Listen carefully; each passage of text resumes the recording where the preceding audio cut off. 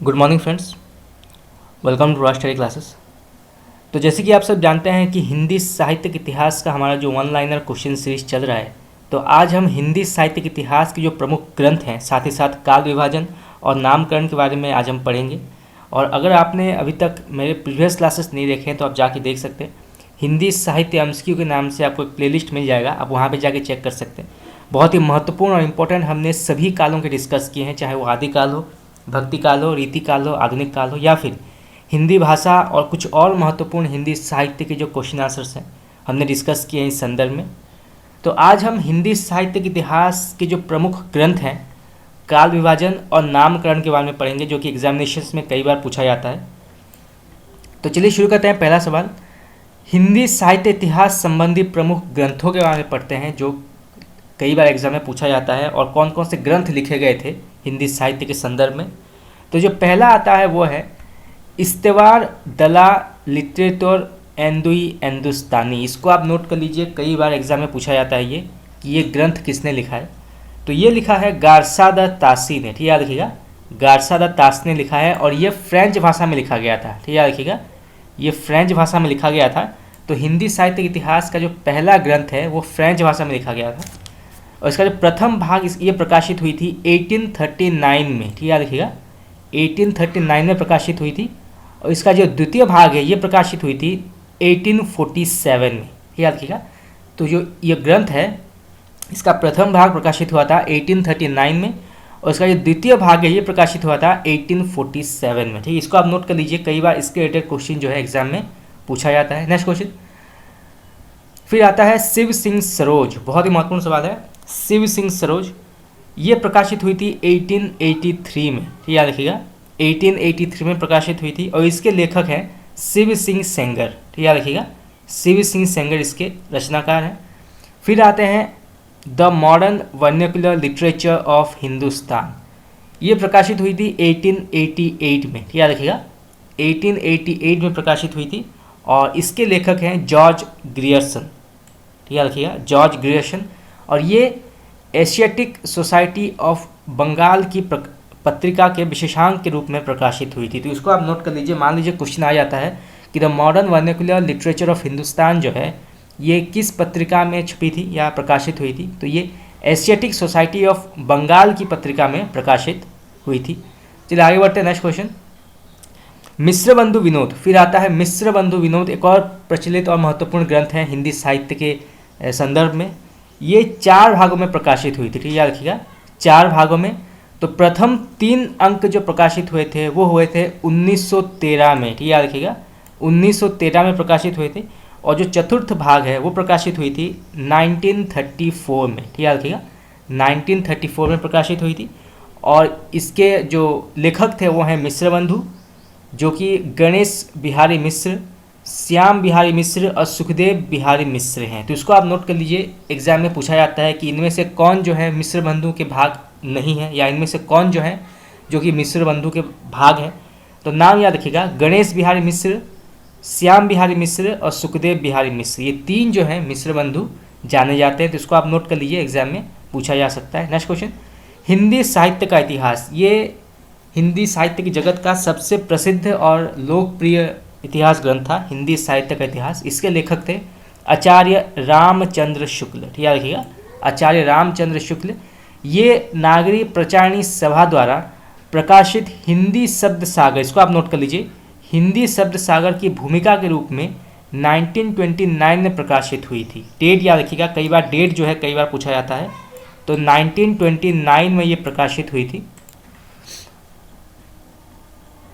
और ये जो है संशोधित हुई थी संवर्धित रूप में 1940 में प्रकाशित हुई थी, ठीक है, याद रखिएगा। परंतु आप यही याद रखिए कि जो हिंदी साहित्य का इतिहास है ये 1929 यानी कि 1929 में प्रकाशित हुई थी। ये कई बार एग्जाम में पूछा जाता है, और ये जो है हिंदी शब्द सागर की भूमिका के रूप में प्रकाशित हुई थी। तो यही दोनों क्वेश्चन जो है कई बार एग्जाम में पूछे जाते हैं, तो इसको आप नोट कर लीजिएगा।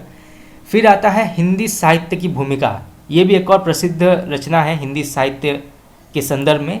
हिंदी साहित्य की भूमिका ये प्रकाशित हुई थी 1940 में, ठीक है, याद रखिएगा, 1940 में प्रकाशित हुई थी, और इसके लेखक हैं आचार्य हजारी प्रसाद द्विवेदी, ठीक है, याद रखिएगा, आचार्य हजारी प्रसाद द्विवेदी। फिर आता है हिंदी साहित्य का आदिकाल। हिंदी साहित्य का आदिकाल प्रकाशित हुआ था 1942 में, ठीक याद रखिएगा, 1942 में प्रकाशित हुआ था और इसके लेखक हैं आचार्य हजारी प्रसाद द्विवेदी। फिर आता है हिंदी साहित्य का आलोचनात्मक इतिहास। हिंदी साहित्य का आलोचनात्मक इतिहास जो है इसके लेखक हैं डॉक्टर राम कुमार वर्मा, ठीक है रखिएगा, डॉक्टर राम कुमार वर्मा, जो प्रकाशित हुई थी 1938 में, ठीक है याद रखिएगा, 1938 में प्रकाशित हुई थी। फिर आते हैं, और ये जो है संपूर्ण ग्रंथ 7 प्रकरणों में विभक्त हुआ था, ठीक है याद रखिएगा, संपूर्ण ग्रंथ जो है 7 प्रकरणों में विभक्त हुआ था। फिर हिंदी साहित्य के लेखक हैं धीरेन्द्र वर्मा, ठीक है रखिएगा, धीरेन्द्र वर्मा। फिर हिंदी साहित्य का बृहत इतिहास, ये भी कई बार एग्जाम में पूछा गया है, हिंदी साहित्य का बृहत इतिहास। तो ये जो है नागरी प्रचारणी सभा द्वारा प्रकाशित हुई थी और ये जो है 16 भाषाओं में प्रस्तुत करने की योजना थी और ये 18 भाग में प्रकाशित हुई थी, ठीक है रखिएगा। फिर आते हैं हिंदी काव्यधारा, ठीक है, हिंदी काव्यधारा जो प्रकाशित हुई थी 1944 में, ठीक है रखिएगा, 1944 में प्रकाशित हुई थी। इसके लेखक हैं राहुल सांस्कृतायन, ठीक है रखिएगा, राहुल सांस्कृतायन। फिर हिंदी साहित्य का इतिहास लिखा गया, हिंदी साहित्य इतिहास के नाम से एक और ग्रंथ लिखा गया जिसके संपादक हैं डॉक्टर नगेंद्र, ठीक है रखिएगा, डॉक्टर नगेंद्र। फिर हिंदी साहित्य का वैज्ञानिक इतिहास, ये भी बहुत ही प्रसिद्ध ग्रंथ है और कई बार एग्जाम में पूछा जाता है कि हिंदी साहित्य का वैज्ञानिक इतिहास जो है इसके लेखक कौन है या किसने लिखा है। तो ये लिखा है गणपति चंद्र गुप्त ने, ठीक है रखिएगा, गणपति चंद्र गुप्त। फिर आते हैं हिंदी साहित्य का अतीत, ठीक है रखिएगा, हिंदी साहित्य का अतीत जो 2 भागों में प्रकाशित हुई थी। इसके लेखक हैं विश्वनाथ प्रसाद मिश्र, ठीक है रखिएगा, विश्वनाथ प्रसाद मिश्र। तो आप नोट कर लीजिए इस सारे ग्रंथों के नाम, कई बार एग्जाम में पूछे जाते हैं, ठीक है। चलिए आगे बढ़ते हैं, नेक्स्ट क्वेश्चन। फिर आता है हिंदी साहित्य और संवेदना का विकास, बहुत ही महत्वपूर्ण ग्रंथ है हिंदी साहित्य और संवेदना का विकास। इसके जो लेखक हैं वो हैं डॉक्टर राम स्वरूप चतुर्वेदी, ठीक है रखिएगा, डॉक्टर राम स्वरूप चतुर्वेदी। फिर हिंदी साहित्य का दूसरा इतिहास, तो हिंदी साहित्य का दूसरा इतिहास लिखा गया था डॉक्टर बच्चन सिंह के द्वारा, ठीक है रखिएगा, डॉक्टर बच्चन सिंह। फिर आधुनिक साहित्य की प्रवृत्तियाँ, आधुनिक साहित्य की प्रवृत्तियाँ लिखी गई थी नामवर सिंह के द्वारा, ठीक है रखिएगा, नामवर सिंह। फिर इतिहास, साहित्य का इतिहास दर्शन, बहुत ही महत्वपूर्ण ग्रंथ है और कई बार एग्जाम में पूछा गया है। तो साहित्य का इतिहास दर्शन जो है ये लिखा गया था नलिन विलोचन शर्मा के द्वारा, ठीक है रखिएगा, नलिन विलोचन शर्मा।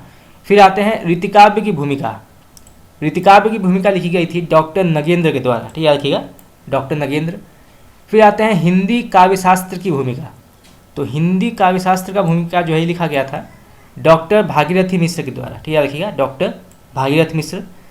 फिर हिंदी साहित्य युग एवं प्रवृत्तियाँ, हिंदी साहित्य युग एवं प्रवृत्तियाँ लिखी गई थी शिव कुमार शर्मा के द्वारा, ठीक है रखिएगा, शिव कुमार शर्मा। फिर हिंदी साहित्य 20वीं शताब्दी, इसको आप नोट कर लीजिए, कई बार एग्जाम में पूछा गया है।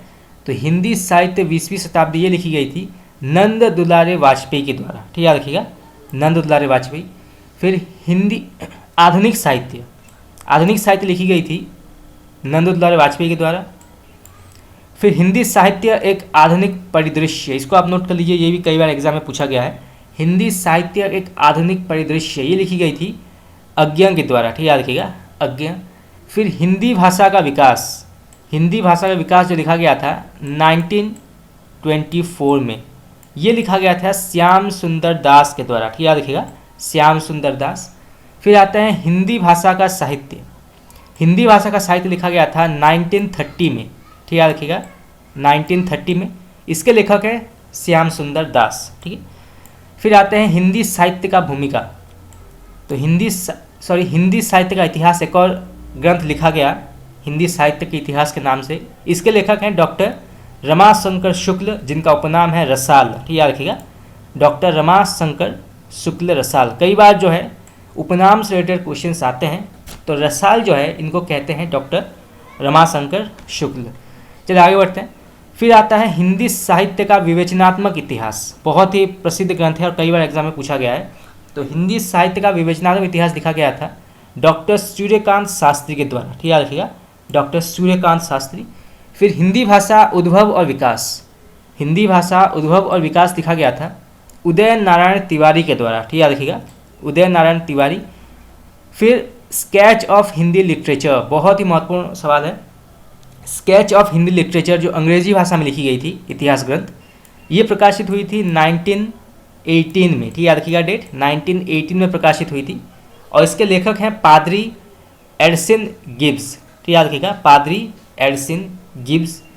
फिर a history of Hindi literature, a history of Hindi literature ये लिखा गया था पादरी FEKE, ठीक याद रखिएगा, पादरी FEKE के द्वारा लिखा गया था a history of Hindi literature. इसको आप नोट कर लीजिए, एग्जाम में पूछा जा सकता है। फिर आता है हिंदी भाषा और साहित्य का इतिहास।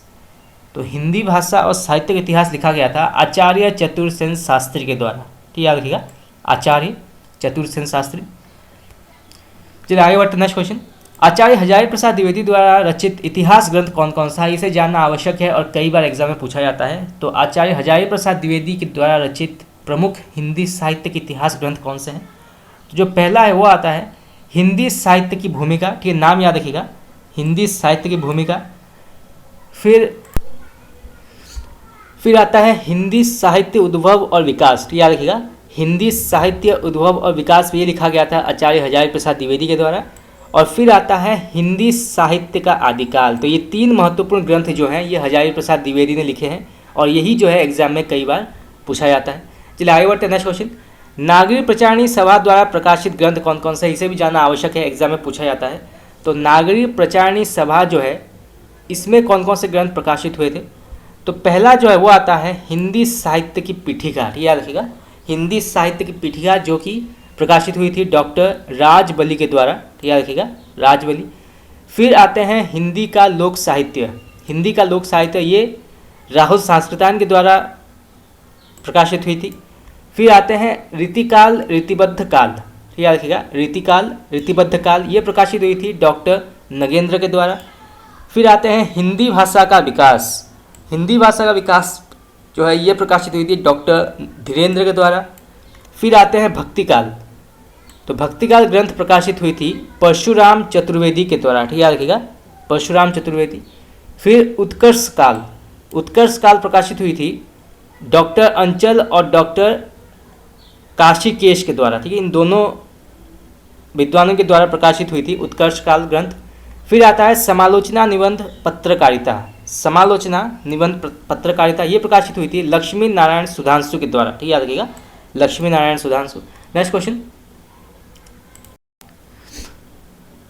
डॉक्टर लक्ष्मी सागर वार्ष्णेय ने तासी के ग्रंथ में उल्लिखित कवियों एवं लेखकों से संबंधित विवरण का हिंदी में अनुवाद किया जो सन 1952 में हिंदुई साहित्य का इतिहास नाम से प्रकाशित हुआ था। बहुत ही महत्वपूर्ण क्वेश्चन जो है यहाँ से पूछा जा सकता है। मान लीजिए क्वेश्चन आ गया कि तासी का जो ग्रंथ है उसका अनुवाद किसने किया था, तो ये किया था लक्ष्मी सागर वार्ष्णेय ने, ठीक याद रखिएगा, लक्ष्मी सागर वार्ष्णेय ने इसका अनुवाद किया था और यह अनुवाद हुआ था 1952 में।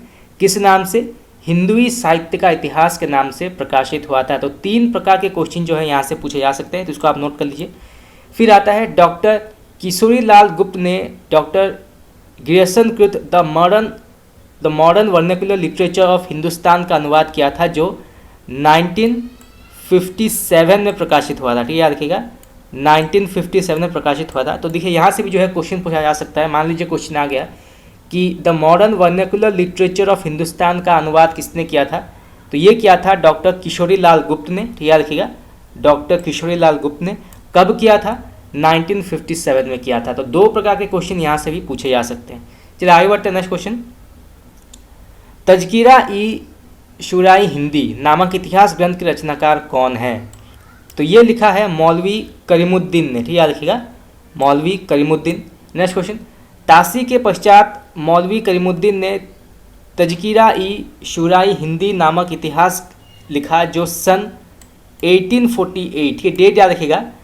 तो तजकीरा ई शुराई हिंदी जो है लिखा गया था 1848 में प्रकाशित हुआ था। इसमें बहुत कुछ तासी के ग्रंथ का अनुवाद है, ठीक याद रखिएगा। तो ये जो ग्रंथ है इसमें बहुत कुछ तासी के ग्रंथ का अनुवाद है। इसमें कुल कवियों की संख्या जो है वो 1004 है, ठीक याद रखिएगा, 1004 है, जिसमें हिंदी के कवियों की संख्या जो है मात्र 62 है। ठीक है, रखिएगा 1004 कवियों में हिंदी कवियों की संख्या जो है मात्र 62 है। इस ग्रंथ में प्रथम बार कालक्रम का तो ध्यान रखा गया, किंतु काल विभाजन और नामकरण की कोई चेष्टा नहीं हुई। तो परंतु ये जो ग्रंथ है इसमें काल विभाजन और नामकरण के बारे में कोई बात नहीं बताई गई है। चलिए आगे बढ़ते हैं, नेक्स्ट क्वेश्चन। हिंदी साहित्य के इतिहास लेखन का सबसे पहला प्रयास किसने किया था? बहुत ही महत्वपूर्ण सवाल है, कई बार एग्जाम में पूछा जाता है। तो हिंदी साहित्य के इतिहास लेखन का सबसे पहला प्रयास जो ये किया गया था गारसा द तासी के द्वारा। ठीक है, देखिएगा गारसा द तासी जो एक फ्रेंच विद्वान थे। ठीक है, देखिएगा एक फ्रेंच विद्वान थे। नेक्स्ट क्वेश्चन, तासी के इतिहास ग्रंथ की विशेषता क्या है? बहुत ही महत्वपूर्ण सवाल है। तो तासी के इतिहास ग्रंथ की विशेषता है कि इसमें जो है हिंदी और उर्दू के अनेक कवियों का वर्ण क्रमानुसार विवरण है। ठीक है, देखिएगा वर्ण क्रमानुसार विवरण है हिंदी और उर्दू के लेखकों का। और इसमें जो है हिंदी साहित्य इतिहास लेखन का प्रथम प्रयास किया गया था, और इसके बाद जो है कई और इतिहास ग्रंथ लिखे गए। ठीक है, चलिए आगे बढ़ते हैं, नेक्स्ट क्वेश्चन। शिव सिंह सरोज ग्रंथ में कितने कवियों का विवरण है? बहुत ही महत्वपूर्ण सवाल है।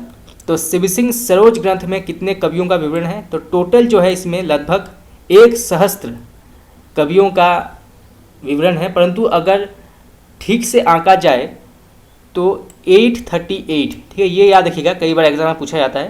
838 कवियों के बारे में शिव सिंह सरोज में कहा गया है, तो उसको आप नोट कर लीजिए, एग्जाम में पूछा जा सकता है। नेक्स्ट क्वेश्चन, सच्चे अर्थों में हिंदी साहित्य का पहला इतिहास माना जाता है कौन सा? बहुत ही महत्वपूर्ण सवाल है। तो सच्चे अर्थों में हिंदी साहित्य का पहला इतिहास ग्रंथ कौन सा माना जाता है? तो वो है the modern vernacular literature of Hindustan. ठीक है, देखिएगा the modern vernacular literature of Hindustan जो है इसको सच्ची अर्थों में हिंदी साहित्य का पहला इतिहास ग्रंथ माना जाता है, और इसके लेखक हैं ग्रियर्सन। ठीक है, देखिएगा ग्रियर्सन। नेक्स्ट क्वेश्चन, लेखक और कवियों का कालक्रमानुसार वर्गीकरण करने का सर्वप्रथम प्रयास किसने किया था? बहुत ही महत्वपूर्ण सवाल है। तो लेखक और कवियों का कालक्रम अनुसार वर्गीकरण करने का सर्वप्रथम प्रयास किसने किया था? तो वो है जॉर्ज ग्रियर्सन। ठीक है, देखिएगा जॉर्ज ग्रियर्सन ने किया था। नेक्स्ट क्वेश्चन, भक्ति काल को हिंदी काव्य का स्वर्ण युग सर्वप्रथम किसने कहा था? बहुत ही इंपॉर्टेंट सवाल है और कई बार एग्जाम में पूछा गया है कि भक्ति काल को स्वर्ण युग किसने कहा था? तो वो है जॉर्ज ग्रियर्सन ने कहा था। ठीक है, याद रखिएगा जॉर्ज ग्रियर्सन ने पहली बार जो है भक्ति काल को स्वर्ण युग कहा था। चलिए आगे बढ़ते, नेक्स्ट क्वेश्चन, मिश्र बंधु में मिश्र बंधुओं ने कितने कवियों का विवरण किया है? बहुत ही महत्वपूर्ण सवाल है। तो मिश्र बंधु विनोद में मिश्र बंधुओं ने कितने कवियों का विवरण दिया है? तो उन्होंने लगभग 5000 दिया है। ठीक है, याद रखिएगा 5000, और अगर सही से आंकलन किया जाए तो 4599 4599 कवियों का जो है उन्होंने विवरण दिया है। तो उसको आप नोट कर लीजिए, एग्जाम में पूछा जा सकता है। चलिए आगे बढ़ते हैं, नेक्स्ट क्वेश्चन, साहित्य को जनता की चित्तवृत्ति का संचित प्रतिबिंब। इसको आप नोट कर लीजिए, कई बार ये कथन जो है पूछा जाता है कि जनता की चित्तवृत्ति का संचित प्रतिबिंब जो है किसने कहा है साहित्य को? तो ये कहा है आचार्य शुक्ल ने। ठीक है, रखिएगा आचार्य शुक्ल ने कहा है। नेक्स्ट क्वेश्चन, पूरे भक्तिकाल को 4 भागों या शाखाओं में बांटकर उसे शुद्ध दार्शनिक एवं धार्मिक आधार पर प्रतिष्ठित करना सर्वप्रथम किसने किया था? बहुत ही महत्वपूर्ण सवाल है। तो पूरे भक्तिकाल को 4 भागों या शाखाओं में बांटकर उसे शुद्ध दार्शनिक एवं धार्मिक आधार पर प्रतिष्ठित सर्वप्रथम किसने किया था? तो ये क्या था? आचार्य शुक्ल ने। ठीक याद रखिएगा आचार्य शुक्ल ने किया था। नेक्स्ट क्वेश्चन, आचार्य शुक्ल ने भक्तिकाल को दार्शनिक एवं धार्मिक आधार पर 4 भागों में विभक्त किया था। तो वो किस प्रकार किया था ये भी जानना आवश्यक है। तो उन्होंने पहले किया था निर्गुण धारा। ठीक याद रखिएगा निर्गुण धारा, इसको 2 भागों में विभक्त किया था। एक है ज्ञानाश्रयी शाखा और दूसरा है प्रेमाश्रयी शाखा। ठीक याद रखिएगा, कई बार जो एग्जाम में पूछा जाता है कि निर्गुण धारा के 2 भाग क्या हैं। तो पहला आता है ज्ञानाश्रयी शाखा और दूसरा आता है प्रेमाश्रयी शाखा। और फिर उन्होंने किया था सगुण धारा। ठीक याद रखिएगा सगुण धारा, उसको उन्होंने राम भक्ति शाखा में विभक्त किया था और दूसरा क्या था उन्होंने कृष्ण भक्ति शाखा में। ठीक याद रखिएगा, क्योंकि सगुण भक्ति धारा में राम भक्ति और कृष्ण भक्ति के बारे में अधिकतर रचनाएं लिखी गई, तो इसलिए उन्होंने उसको उस तरह से विभक्त किया था। फिर आगे बढ़ते हैं, नेक्स्ट क्वेश्चन, आचार्य शुक्ल के इतिहास की प्रमुख विशेषता क्या है? बहुत ही महत्वपूर्ण सवाल है। तो आचार्य शुक्ल के इतिहास की प्रमुख विशेषता है कि कवियों और साहित्यकारों के जीवन चरित्र संबंधी इतिवृत्ति के स्थान पर उनकी रचनाओं का साहित्यिक मूल्यांकन किया गया है आचार्य शुक्ल के इतिहास में। ठीक है, आगे बढ़ते नेक्स्ट क्वेश्चन। किसने केशव दास को अलंकारवादी प्रवृत्ति रीतिकाव्य को रसवादी घोषित किया तथा केशव दास की जगह चिंतामणि त्रिपाठी को रीति परंपरा का प्रवर्तक माना है? ये हम कई बार पढ़ चुके हैं, फिर से पढ़ रहे हैं। तो किसने जो है केशव दास के बदले चिंतामणि त्रिपाठी को रीति परंपरा का प्रवर्तक माना है? बहुत ही महत्वपूर्ण सवाल है। तो वो है आचार्य शुक्ल। ठीक है, याद रखिएगा, आचार्य शुक्ल ने माना है। तो इसको आप नोट कर लीजिए, एग्जाम में पूछा जा सकता है। नेक्स्ट क्वेश्चन, भक्ति आंदोलन तद योगिन निराशा की देन है। भक्ति आंदोलन तद योगिन निराशा की देन है, संत मत। चलिए इसको बाद में पढ़ेंगे। आचार्य शुक्ल के इतिहास दर्शन का एक प्रमुख दोष क्या है? तो यहाँ पूछा गया कि आचार्य शुक्ल के इतिहास दर्शन का प्रमुख दोष क्या है? तो ये जो है साहित्यिक परंपराओं और प्रवृत्तियों के निर्माण में पूर्व परंपरा की उपेक्षा जो है इसमें की गई है। चलिए आगे बढ़ते हैं। साहित्यिक परंपराओं और प्रवृत्तियों को युग विशेष की चित्तपूर्ति के प्रतिबिंब के रूप किसने ग्रहण किया है? बहुत ही महत्वपूर्ण सवाल है। तो साहित्यिक परंपराओं और प्रवृत्तियों को युग विशेष की चित्तवृत्ति के प्रतिबिंब के रूप में किसने ग्रहण किया है? तो वो है आचार्य शुक्ल। ठीक है, याद रखिएगा, आचार्य शुक्ल। नेक्स्ट क्वेश्चन, साहित्यिक प्रवृत्तियों और परंपराओं के निर्माण में किसने परंपरा का महत्व प्रतिष्ठित किया है? तो साहित्य प्रवृत्तियाँ और परंपराओं के निर्माण में किसने परंपरा का महत्व प्रतिष्ठित किया है? तो वो है आचार्य हजारी प्रसाद द्विवेदी। ठीक है, याद रखिएगा, आचार्य हजारी प्रसाद द्विवेदी ने परंपरा का महत्व प्रतिष्ठित की है। ठीक है, नेक्स्ट क्वेश्चन, निर्गुण प्रेम मार्गी सूफी शाखा निर्गुण ज्ञानाश्रय शाखा के स्थान पर प्रेम काव्य संत काव्य नाम का प्रयोग किसने किया है? देखिए यहाँ से जो है आप सिर्फ इतना याद रखिए कि प्रेम काव्य और संत काव्य नाम का प्रयोग किसने किया है भक्ति काल में? तो वो है डॉक्टर राम कुमार वर्मा। ठीक है, याद रखिएगा, doctor Ram Kumar Verma. Next question, doctor Dhirendra Verma ने हिंदी साहित्य नामक ग्रंथ का संपादन किया। इसमें संपूर्ण हिंदी साहित्य के 3 कालों आदिकाल, मध्यकाल एवं आधुनिक काल में विभक्त किया। रसो काव्य परंपरा जैसी नई काव्य परंपरा को स्थापित किया गया था। तो इसको आप नोट कर लीजिए। इसमें जो है 3 से 4 प्रकार के क्वेश्चन पूछे जा सकते हैं। मान लीजिए क्वेश्चन आ गया कि हिंदी साहित्य को 3 कालों जैसे कि आदिकाल, मध्यकाल और आधुनिक काल में किस विद्वान ने विभक्त किया था? तो वो है डॉक्टर धीरेन्द्र वर्मा ने किया था। और इसमें जो है ये भी क्वेश्चन आ सकता है कि किसने जो है रसो काव्य परंपरा जैसी नई काव्य परंपरा को स्थापित किया है? तो वो है डॉक्टर धीरेन्द्र वर्मा में। डॉक्टर धीरेन्द्र वर्मा के ग्रंथ हिंदी साहित्य में इसको स्थापित किया गया है। तो ऐसे जो है क्वेश्चन पूछा जा सकता है। चलिए आगे बढ़ते हैं। नेक्स्ट क्वेश्चन, आचार्य शुक्ल द्वारा काल विभाजन एवं नामकरण, इसको भी जानना आवश्यक है क्योंकि आचार्य शुक्ल आप सब जानते हैं कि आचार्य शुक्ल जो हैं वो हिंदी साहित्य के सर्वश्रेष्ठ इतिहासकार एवं आलोचक हैं। तो इनका जो काल विभाजन और नामकरण है वो वैज्ञानिकता की दृष्टि से उत्तम माना गया है और कई विद्वानों ने, कई इतिहासकारों ने आचार्य शुक्ल के काल विभाजन को स्वीकार किया है। तो ये जानना आवश्यक है कि उन्होंने किस प्रकार से काल विभाजन किया था हिंदी साहित्य का। तो जो पहला है वो आता है आदिकाल। ठीक याद रखिएगा, इन्होंने आदिकाल को वीर गाथा काल कहा था। ठीक याद रखिएगा, इसको आप नोट कर लीजिए, एग्जाम में पूछा जा सकता है। तो इन्होंने आदिकाल को वीर गाथा काल नाम दिया था। ठीक है, तो इन्होंने जो है आदिकाल का काल विभाजन किया था 1050 से 1375। ठीक याद रखिएगा, 1050 से 1375 जो है इन्होंने माना है आदिकाल का या वीर गाथा काल का समय। फिर आता है पूर्व मध्यकाल। पूर्व मध्यकाल का समय इन्होंने निर्धारित किया है 1375 से 1700। ठीक याद रखिएगा, 1375 से 1700 इन्होंने माना है पूर्व मध्यकाल, जिसको भक्तिकाल भी कहते हैं। ठीक है, देखिए यहाँ से जो ऐसे भी क्वेश्चन आ सकता है कि भक्तिकाल का आचार्य शुक्ल के हिसाब से कौन सा नाम है? तो वो है पूर्व मध्यकाल। ठीक याद रखिएगा, पूर्व मध्यकाल। फिर आता है उत्तर मध्यकाल। ठीक याद रखिएगा, उत्तर मध्यकाल जिसको रीतिकाल कहते हैं। इसका समय है 1700 से 1900, 1700 से 1900, याद रखिएगा 1700 से 1900 इसका समय निर्धारित किया गया है आचार्य शुक्ल के हिसाब से। और फिर आता है आधुनिक काल। तो आधुनिक काल का समय जो है वो माना गया है 1900 से, याद रखिएगा 1900 से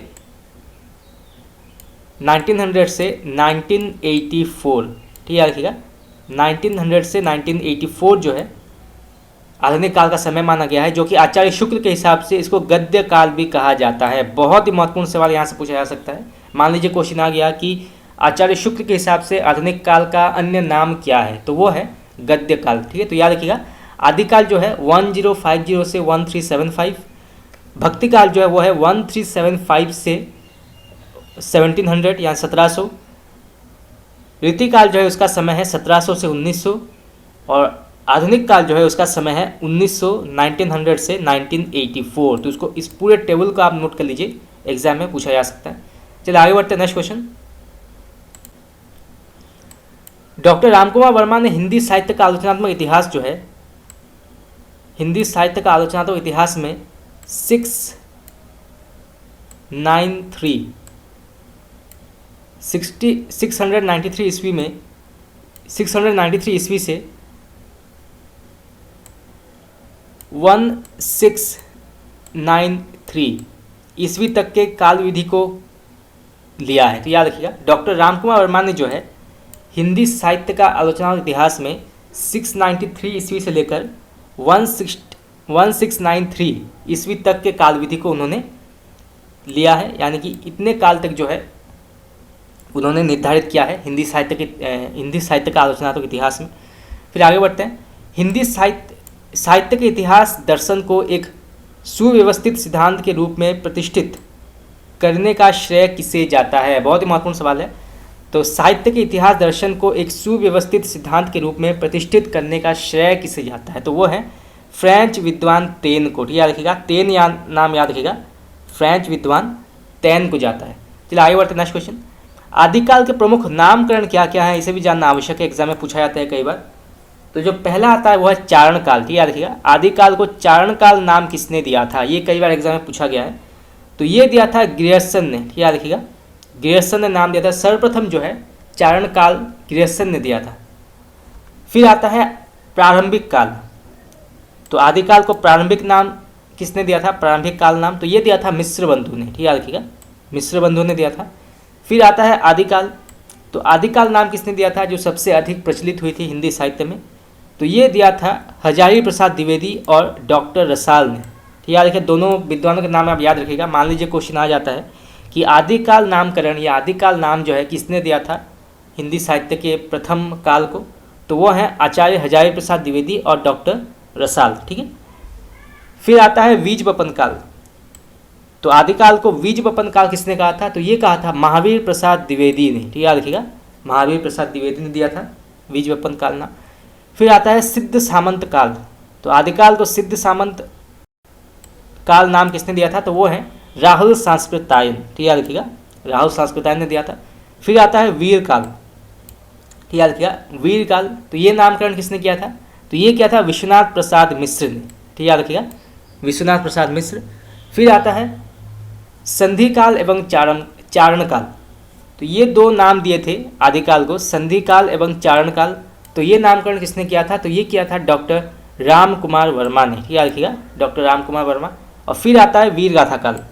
तो वीर गाथा काल नाम दिया था आचार्य शुक्ल ने। याद रखिएगा तो आदिकाल को जो है वीर गाथा काल नाम दिया था आचार्य शुक्ल ने, परंतु वीर काल नाम दिया था विश्वनाथ प्रसाद मिश्र। तो आप कंफ्यूज मत होइएगा। ठीक है, जहाँ पे गाथा आता है वीर गाथा वो आचार्य शुक्ल ने दिया था, और जहाँ पे सिर्फ वीर आता है, ठीक है जहाँ पे सिर्फ वीर आता है उसका नामकरण किया था विश्वनाथ प्रसाद मिश्र ने। ठीक है, चलिए आगे बढ़ते हैं नेक्स्ट क्वेश्चन। हिंदी साहित्य के आरंभिक काल को चारण काल नाम सर्वप्रथम किसने दिया था? देखिए वही सवाल फिर से पूछ लिया गया कि हिंदी साहित्य के आरंभिक काल को चारण काल नाम सर्वप्रथम किसने दिया था? तो वो है ग्रियर्सन ने दिया था। ठीक है, याद रखिएगा Grierson. Next question. Rahul Sankrityayan ने हिंदी सिद्ध सामंत काल, ठीक है सिद्ध सामंत काल की समय सीमा क्या मानी है? तो सिद्ध सामंत काल की समय सीमा मानी है 760 से लेकर 1300 तक, 1300 याद रखिएगा, 760 से लेकर 1300 तक जो है समय सीमा मानी है राहुल सांस्कृत्यायन ने सिद्ध सामंत काल का। चलिए आगे बढ़ते हैं नेक्स्ट क्वेश्चन। अभी पढ़ते हैं कि डॉक्टर राम कुमार वर्मा द्वारा काल विभाजन किस प्रकार किया गया था, इसे भी जानना आवश्यक है। तो उन्होंने जो है सर्वप्रथम आदिकाल को नाम दिया था संधि काल, याद रखिएगा संधि काल। इसका समय जो है उन्होंने माना है 750 से, ठीक याद रखिएगा 750 से 1000 तक, ठीक याद रखिएगा 750 से 1000 तक जो है उन्होंने संधि काल का समय माना है। फिर आता है चारण काल, इसका समय इन्होंने माना है 1000 से 1000 से 1375, ठीक याद रखिएगा 1375 इन्होंने समय माना है चारण काल का। फिर आता है भक्ति काल, इसका समय इन्होंने माना है 1375 से 1700, ठीक याद रखिएगा 1375 से 1700 इन्होंने समय माना है भक्ति काल का। फिर आता है रीति काल, रीति काल का समय इन्होंने माना है 1700 से 1900, ठीक याद रखिएगा 1700 से 1900 इन्होंने समय माना है रीति काल का। और फिर आता है आधुनिक काल, तो आधुनिक काल का समय इन्होंने माना है 1900 से अब तक, ठीक याद रखिएगा 1900 से अब तक जो है इन्होंने आधुनिक काल का समय माना है।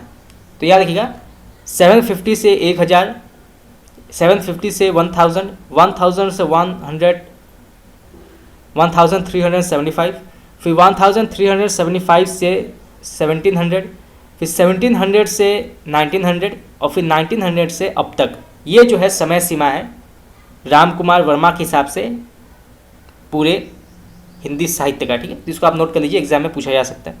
चलिए आगे बढ़ते हैं next question. Doctor Ram Kumar Verma ने संधि काल के अंतर्गत किस साहित्य का विवेचन किया है? बहुत ही महत्वपूर्ण सवाल है। तो डॉक्टर राम कुमार वर्मा ने संधि काल के अंतर्गत किस साहित्य का विवेचन किया है? तो वो है सिद्ध साहित्य और जैन साहित्य का, ठीक याद रखिएगा सिद्ध साहित्य और जैन साहित्य का विवेचन किया है डॉक्टर राम कुमार वर्मा ने संधि काल में। चलिए आगे बढ़ते हैं next question. Doctor Ram Kumar Verma ने चारण काल के अंतर्गत किस साहित्य का विवेचन किया है? तो अब पूछा गया है कि जो चारण काल है उसके अंतर्गत हिंदी साहित्य का विवेचन क्या किया है डॉक्टर राम कुमार वर्मा ने? तो वो है डिंगल साहित्य का, ठीक याद रखिएगा डिंगल साहित्य का। हम पहले पढ़ चुके हैं कि डॉक्टर राम कुमार वर्मा ने आदिकाल को दो नाम दिए थे, एक है संधि काल और एक चारण काल। तो संधि काल के अंतर्गत जो है उन्होंने सिद्ध साहित्य और जैन साहित्य को रखा था और चारण काल के अंतर्गत उन्होंने डिंगल साहित्य को रखा था। तो यहाँ से जो है क्वेश्चन पूछा जा सकता है, ठीक याद रखिएगा संधि काल में सिद्ध साहित्य और जैन साहित्य और चारण काल में डिंगल साहित्य, ठीक है। इसको आप 2-3 बार पढ़ लेंगे तो आपको याद रह जाएगा। चलिए आगे बढ़ते हैं नेक्स्ट क्वेश्चन। आचार्य शुक्ल ने हिंदी साहित्य का आरंभ कब माना है? बहुत ही महत्वपूर्ण सवाल है और कई बार एग्जाम में पूछा गया है। तो आचार्य शुक्ल ने हिंदी साहित्य का आरंभ माना है 10वीं शताब्दी से, ठीक याद रखिएगा 10वीं शताब्दी से इन्होंने इसका आरंभ माना है। चलिए नेक्स्ट क्वेश्चन। साहित्य का इतिहास लेखन में सबसे बड़ी समस्या क्या थी? बहुत ही महत्वपूर्ण सवाल है। तो साहित्य का इतिहास लेखन में सबसे बड़ी समस्या क्या थी? तो वो थी काल विभाजन और नामकरण, ठीक याद रखिएगा काल विभाजन और नामकरण जो है वो सबसे बड़ी समस्या थी। बहुत सारे विद्वानों का अपना मत रहा है कि नहीं आदिकाल का समय इतना है, आदिकाल का समय उतना है, आदिकाल का नाम ये है वो है। तो बहुत सारी समस्या रही थी, बहुत सारे मतभेद रहे थे हिंदी साहित्य के काल विभाजन और नामकरण को लेकर। सबके अलग अलग मत हैं, अलग अलग समय हैं। तो उसके हिसाब से देखा जाए तो हिंदी साहित्य का इतिहास लेखन है उसकी सबसे बड़ी समस्या थी काल विभाजन और नामकरण, जो कि कभी भी एक तरह का नहीं रहा था, ठीक है। चलिए आगे बढ़ते हैं। काल विभाजन का मुख्य आधार क्या है? बहुत ही महत्वपूर्ण सवाल है। तो काल विभाजन का मुख्य आधार क्या है? तो वो है प्रकृति विशेष का मूल प्रेरणा स्रोत, ठीक याद रखिएगा प्रकृति विशेष का मूल प्रेरणा स्रोत जो है वो काल विभाजन का प्रमुख आधार रहा है। चलिए आगे बढ़ते हैं नेक्स्ट क्वेश्चन। गारसा द तासी ने अपने ग्रंथ इस्तेवार दला लिटरेचर एंडुई हिंदुस्तानी में हिंदी उर्दू के कुल कितने कवियों को संग्रहित किया है? बहुत ही महत्वपूर्ण सवाल है और एग्जाम में कई बार पूछा जाता है। तो तासी का जो इतिहास ग्रंथ है उसमें कितने उर्दू और कितने हिंदी कवियों को रखा गया है? तो इसका आंसर है कि इसमें जो है कुल 738 कवियों का उल्लेख है, ठीक याद रखिएगा टोटल जो है 738 कवियों का उल्लेख है, जिसमें सिर्फ हिंदी के जो कवि हैं उनकी संख्या है 72।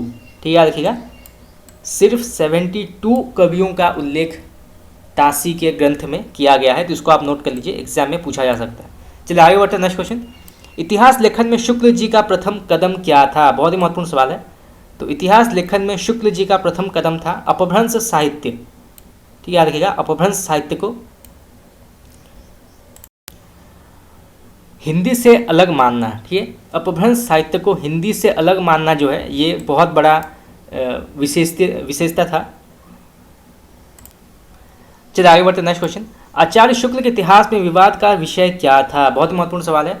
तो आचार्य शुक्ल के इतिहास में विवाद का विषय क्या था? तो वो था आदिकाल को वीर गाथा काल नाम देना। ठीक है, याद रखिएगा, जब उन्होंने आदिकाल को वीर गाथा काल नाम दिया था तो ये बहुत बड़ा विवाद बना था हिंदी साहित्य में। तो इसको आप नोट कर लीजिए, एग्जाम में पूछा जा सकता है। मान लीजिए क्वेश्चन आ गया कि आचार्य शुक्ल के इतिहास में प्रमुख विवाद का विषय क्या बना था? तो वो है वीर गाथा काल नाम देना बना था। चलिए आगे बढ़ते हैं।